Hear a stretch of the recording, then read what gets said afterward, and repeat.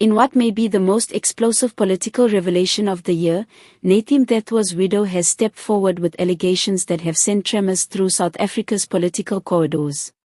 Speaking in a rare and deeply emotional interview, Mrs. Mthethwa directly blamed Julius Malema, leader of the Economic Freedom Fighters, EFF, for playing a role whether direct or indirect in the events leading up to her husband's untimely death in Paris. Her words, carefully measured yet laced with raw grief, have ignited a storm of speculation. "I can no longer stay silent," she said. "I must tell the truth, no matter how uncomfortable it is." Julius knew things about Nathi that were dangerous to reveal, and he made sure Nathi paid the price for it. These statements, broadcasted widely across South African media, have left both political analysts and the public reeling, raising questions that many had feared asking. The late minister, who served as a prominent figure in the ANC, had been deeply involved in internal investigations regarding corruption, misappropriation of public funds, and high-level political maneuvering. According to insiders close to the Mthethwa family, he had stumbled upon information that could destabilize political alliances, information that Malema allegedly feared could compromise him and his allies. In a tearful recount of the days before her husband's departure to Paris, Mrs. Mthethwa described a man under immense stress. "He didn't sleep properly, he was anxious and afraid. He told me that he had enemies, but I never imagined that someone of Julius Malema's stature could be involved," she revealed. The widow also claimed that Mthethwa had received multiple veiled threats from unidentified sources, warnings that seemed to originate from within political circles. Adding to the intrigue, new reports suggest that Mthethwa had been in possession of documents that detailed alleged malfeasance within both political parties and private enterprises, including financial irregularities implicating high-ranking officials.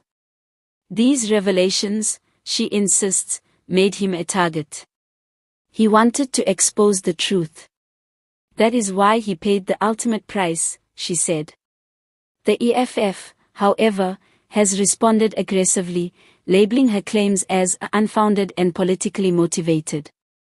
A spokesperson said, "This is an attempt to smear Julius Malema and distract the nation from real issues. These allegations are nothing but sensationalism."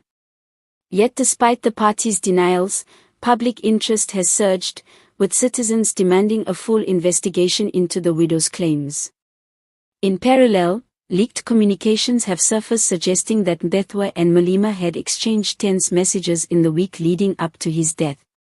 While the authenticity of these messages is still being verified, they reportedly contain veiled warnings and pointed disagreements, hinting at the growing animosity between the two political figures.